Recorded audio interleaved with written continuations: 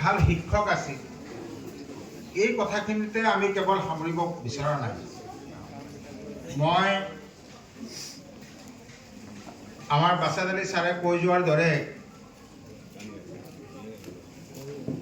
মই কেৱল সংযোজন কৰিব বিচাৰিছোঁ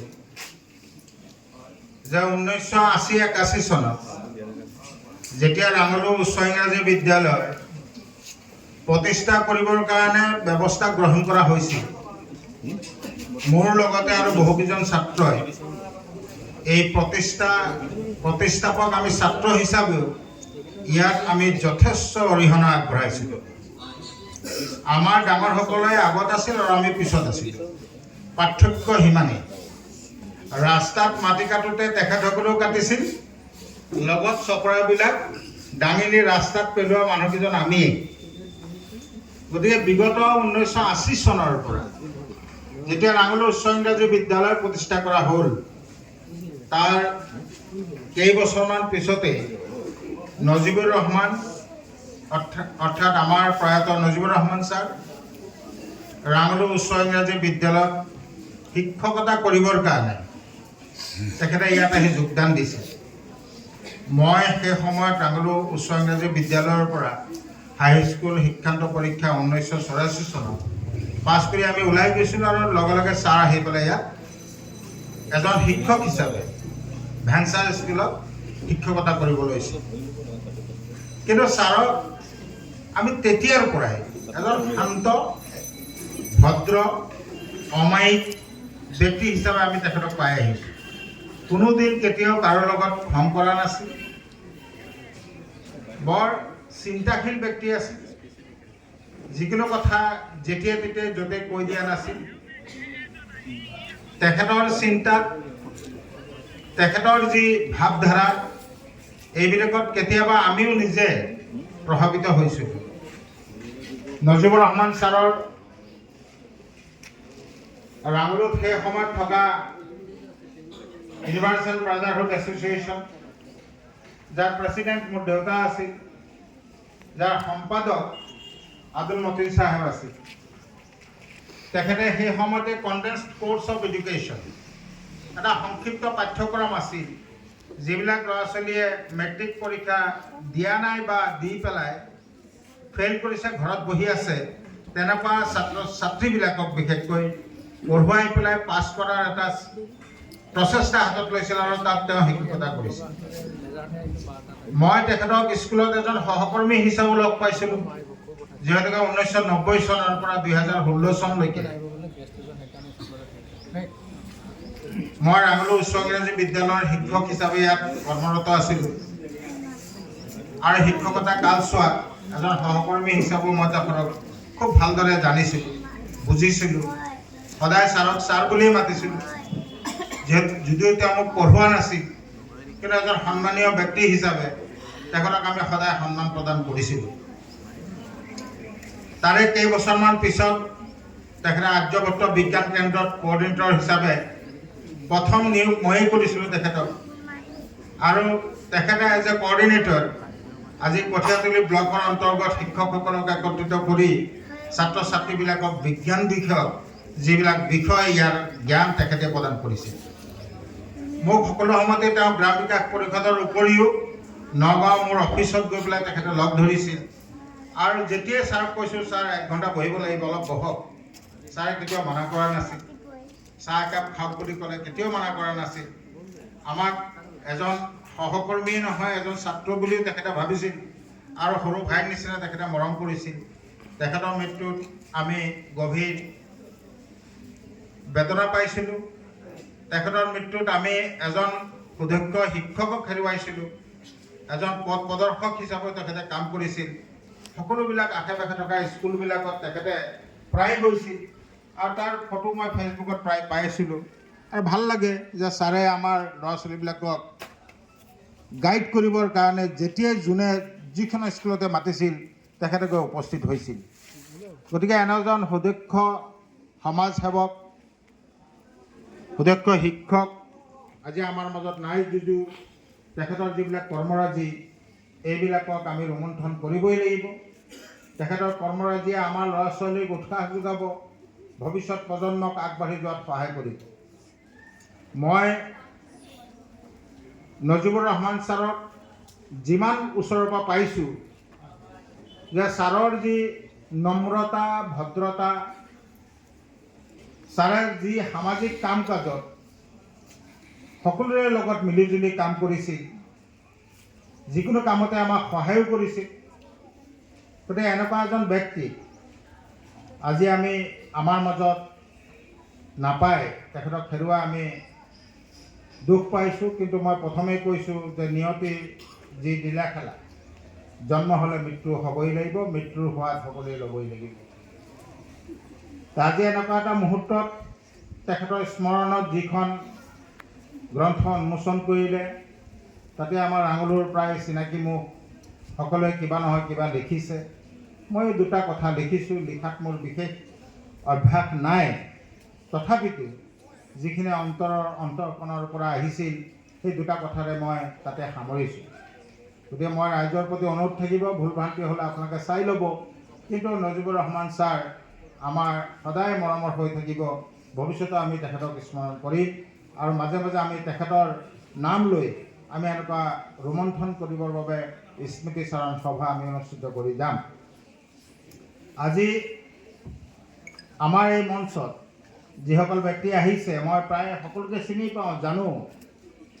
আৰু বিশেষকৈ শৰৎ বৰপতি ছাৰ আমাৰ নগাঁও কলেজত আছিল, মোক বহুদিনৰ পৰা তেওঁ চিনি পায়। ছাৰে সকলো সময়তে ভাল পৰামৰ্শ দিয়ে আৰু ছাৰ যেতিয়া সাংবাদিকতাও কৰিছিল সেই সময়ত নগাঁও কলেজত তেওঁ প্ৰফেচৰো আছিলে। আজি জিতেন হাজৰিকা ছাৰো আমাক সৰুৰ পৰাই পাইছে। ছাৰে অলপ আগত কৈছে যে ৰাঙলুত প্ৰথম যেতিয়া সাহিত্য সভাৰ কাৰণে ইয়াতে এখন সভা অনুষ্ঠিত কৰিছিল আৰু সাহিত্য সভা গঠনো কৰি গৈছিল। সেইখন সভাত মোৰে পিতৃ আফাজউদ্দিন আহমেদ চাহেব তেখেতক সভাপতি আৰু আব্দুল মতিন চাহেবক সম্পাদক হিচাপে লৈ সাহিত্য সভাখন ইয়াতে প্ৰতিষ্ঠা কৰি গৈছিল। কিন্তু বিভিন্ন কাৰণত সকলোৰে ব্যস্ততাৰ কাৰণে হওক সেই সাহিত্য সভাখন বেছিদিন চলোৱা নাছিল। কিন্তু পিছৰ পৰ্যায়ত আমাৰ নজিবুৰ ৰহমান ছাৰ আৰু বিশেষকৈ ঘন বৰা ছাৰৰ পৃষ্ঠপোষকতাত আবু বকৰ ছিদ্দিক, নুৰ হুছেইন আৰু বহুতো তেখেতসকলৰ প্ৰচেষ্টাত আজি সাহিত্য সভা শাখাটো স্বৰ্ণ শাখা সাহিত্য হিচাপে পৰিগণিত হৈছে। সেইটো আমাৰ সকলোৰে কাৰণে এটা বৰ গৌৰৱৰ বিষয়। আজি এই স্বৰ্ণ শাখা সাহিত্য সভাই ৰাঙলুক এটা পৰিচয় দিছে। সাহিত্যক জাতিৰ দাপোন বুলি কোৱা হয়। যি জাতিৰ সাহিত্য নাই সেই জাতিৰ পৰিচয় নাই। গতিকে আজি অসমীয়া জাতিটো অসম সাহিত্য সভাই জীয়াই ৰাখিছে। ইয়াৰ পৰিচয় অসমৰ চুকে কোণে দিয়াৰ উপৰিও গোটেই পৃথিৱীলৈ লৈ গৈছে। গতিকে সাহিত্য সভাক আমি সন্মান কৰোঁ আৰু বিশেষকৈ ৰাঙলুবাসী হিচাপে মই আজি নগাঁও জিলা সাহিত্য সভাৰ হৈ আমাৰ যিসকল ব্যক্তি ইয়াত উপস্থিত হৈছে, মই তেখেতসকলক ধন্যবাদ জনাইছোঁ যে নজিবুৰ ৰহমান ছাৰৰ সন্মানাৰ্থে তেখেতসকলে তেখেতৰ স্মৃতিচাৰণ অনুষ্ঠানটি ইয়াত অনুষ্ঠিত কৰিছে। আমি গৌৰৱ অনুভৱ কৰিছোঁ যে নজিবুৰ ৰহমান ছাৰক আজি অসমৰ এটা প্লেটফৰ্মলৈকে লৈ যোৱা হৈছে আৰু যাৰ কাৰণে আজি আমি এই অনুষ্ঠানটিত উপস্থিত হৈছোঁ। মই ৰাঙলুৰ প্ৰত্যেকজন ব্যক্তিক এইটোৱে আহ্বান জনাম যে আমি প্ৰত্যেকজন ব্যক্তিয়ে শিক্ষাৰ প্ৰতি যিটো আমাৰ মানসিকতা এইটো বৃদ্ধি কৰিব লাগে। যেতিয়ালৈকে আমি শিক্ষাৰ প্ৰতি আমাৰ মানসিকতা বৃদ্ধি কৰিব নোৱাৰিম, তেতিয়ালৈকে আমি আমাৰ যিটো পৰিচয় এই পৰিচয়টো আমি সমাজখনত দাঙি ধৰিব নোৱাৰিম। শিক্ষাই আমাক আগুৱাই লৈ যাব, বিশ্বৰ দৰবাৰলৈকে লৈ যাব। আজি ৰাঙলুক অন্যান্য অঞ্চলৰ দৰে পিছপৰা অঞ্চল নহয় যদিও, কিন্তু উচ্চ শিক্ষাত আমি এতিয়াও পিছ পৰি আছোঁ। কিন্তু ধন্যবাদ জনাওঁ যে প্ৰাইভেট স্কুলবিলাকক, যদি এই প্ৰাইভেট স্কুলখিনি নথকাহেঁতেন তেনেহ'লে আজি ৰাঙলুৰ হাইস্কুলত আমাৰ এই ল'ৰা ছোৱালীবিলাকে হয় ড্ৰপছ আউট হ'ল হয় আৰু নহ'লে বহুতে ছিট নাপালে।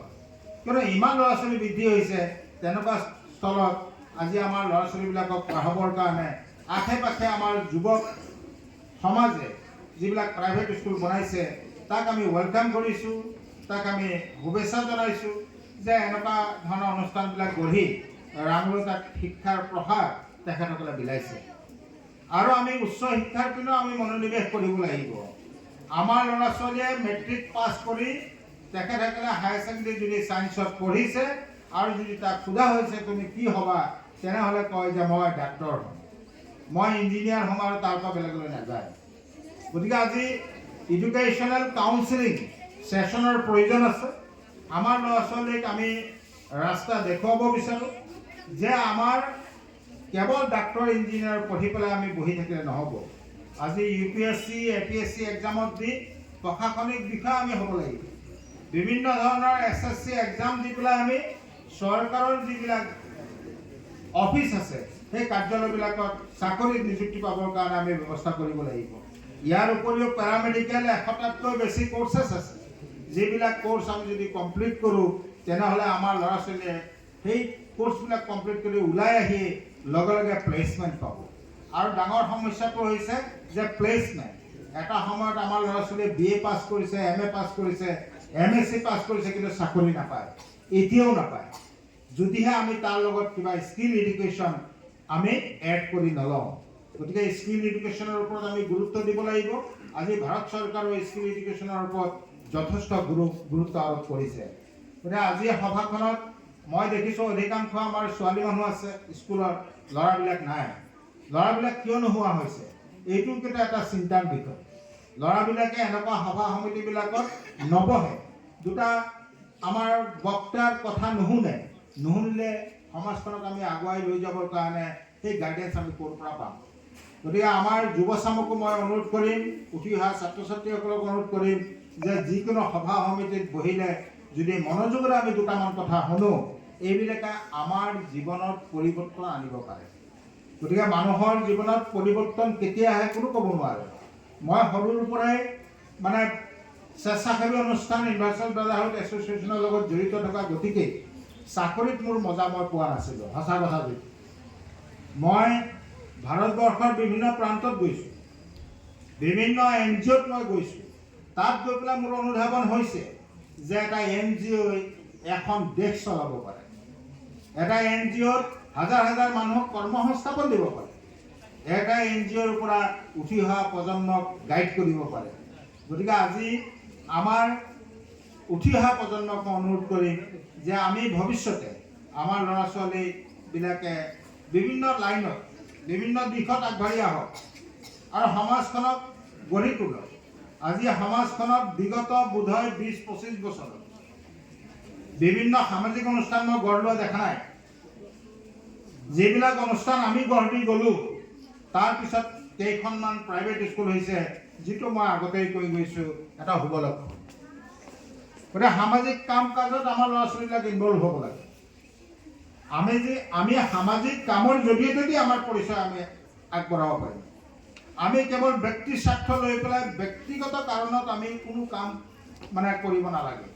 যিমান আমি কাম কৰিম ৰাজহুৱা স্বাৰ্থত কৰিম, ৰাইজ তেতিয়া উপকৃত হ'ব। ৰাইজ উপকৃত হ'লে সমাজখন উপকৃত হ'ব আৰু সমাজখন আগুৱাই যাব। গতিকে আজি সমাজখনত নজিবুৰ ৰহমান ছাৰে যিখিনি অৱদান আগবঢ়াই থৈ গ'ল, আমাৰ বহুতো শিক্ষক আছে যিসকল ইতিমধ্যে প্ৰয়াত হৈছে। তেখেতসকলৰ সমাজখনৰ কাৰণে বহুতো ভাল কাম কৰি থৈ গৈছে। আজি জীৱিতসকলেও কাম কৰি গৈ আছে, কিন্তু নজিবুৰ ছাৰৰ স্মৃতিচাৰণ সভাত আজি মই বহুত প্ৰাক্তন শিক্ষকক দেখা নাই। মই তেখেতসকলক দেখা পালে ভাল পালোঁ। যিসকল কমচে কম জীৱিত আছে তেখেতসকল আজি আহিব লাগিছে। আমি পাহৰি যাব নালাগে যে এদিন আমিও মৰিম। গতিকে জীয়াই থকা কালত আমি কমচে কম এনেকুৱা অনুষ্ঠানবিলাকত যদি উপস্থিত থাকোঁ তেনেহ'লে আমি মনতো এটা শান্তি পাম। আজি আমাৰ সময় গুচি যাব, ঘৰতে বহি থাকি গুচি গ'ল, কিন্তু সেই সমাজখনে আমিবিলাকে মনত কৰিম যে অমুক দিনাখন অমুক ছাৰজনক কিন্তু স্মৃতিচাৰণ সভাখনত দেখা পোৱা নাই। কেইদিনমান আগত ইমদাদুল হক ছাৰ ঢুকাইছিল। মই ৰাজহুৱাকৈ কওঁ, কিন্তু অধিকাংশ মানুহ আমাৰ মই জানাজাত গ'লোঁ, ৰাংলুৰৰ পৰা নট এ ছিংগল পাৰ্চন, মোক বাদে এজন মানুহ তেখেতৰ জনাজাত মই দেখা পোৱা নাই। কিয় এনেকুৱা সমাজখন এনেকুৱা হ'ব নালাগে। ইমদাদুল হক ছাৰ ৰাংলুৰ প্ৰধান শিক্ষক হিচাপে তেখেতে ৰিটায়াৰমেণ্ট লৈ গৈছিল। গতিকে আমি এই কথাবিলাক পাহৰি যাব নালাগে। আমি অতীতক ৰোমন্থন কৰিবই লাগিব, অতীতক আমি স্মৰণ কৰিব লাগিব। অতীতেহে আমাক ভৱিষ্যতে আগবাঢ়ি যোৱাৰ কাৰণে গাইড কৰিব। আজি যি আমি নিউজ পেপাৰ পঢ়ি আছোঁ, কালিলৈ সেই ইতিহাস হ'ব। আজিৰ নিউজ পেপাৰখন কালিলৈকে ইতিহাস হ'ব, আৰু ইতিহাসে এদিনাখন ক'ব যে অমুক দিনাখন এই ঘটনাখিনি ঘটিছে। তেতিয়া আমি জবাব কি দিম? গতিকে আমাৰ সমাজখনত যেনেকৈ এজন মানুহ মৰিলে আমি জানাজাত যোৱাটো আমাৰ ওপৰত ফৰজ, কিন্তু কেইজনমান গ'লেও হয়, কেইজনমান গ'লেও যদি হয়, সেই ভাৱ লৈ পেলাই যদি আমি সমাজখনত চলি থাকোঁ, তেনেহ'লে কালি পৰহি যেতিয়া মানুহ মৰিব, তেনেহ'লে ক'ব 4-5জন 10জন আছে ন, হৈ যাব যা। আমাৰ সমাজত দায়িত্ব আছে, আমি দায়িত্বশীল ব্যক্তি হিচাপে আমি চলিব লাগিব। নজিবুৰ ৰহমান ছাৰৰ এজন দায়বদ্ধ ব্যক্তি আছে, সমাজৰ প্ৰতি তেখেতৰ দায়বদ্ধতা আছে, আৰু এইটোত আটাইতকৈ তেখেতৰ ডাঙৰ গুণ সমাজৰ প্ৰতি দায়বদ্ধতা। মই ৰামুলো হাইস্কুলত প্ৰেচিডেণ্ট আছিলোঁ। ছাৰে ৰাতিপুৱা নহয় আগদিনাখনৰ পৰা মোক সুধিব, কাৰ্যসূচীত কি লিখিছা, কি কৰিবা, কি আলোচনা হ'ব, প্ৰত্যেকটো কথা তেখেতে মোৰ পৰা বুজ লৈছিল। মই ৰামুলো মাদ্ৰাছাৰ প্ৰেচিডেণ্ট আছিলোঁ। এনেকুৱা এখন সভা নাই যে নজিবুৰ ছাৰ অহা নাই, আহিছে। মই ৰামুলো গ্ৰাম বিকাশ পৰিষদৰ সভা পাতিছোঁ, নজিবুৰ ছাৰক নিমন্ত্ৰণ কৰিছোঁ, ছাৰ আহিব।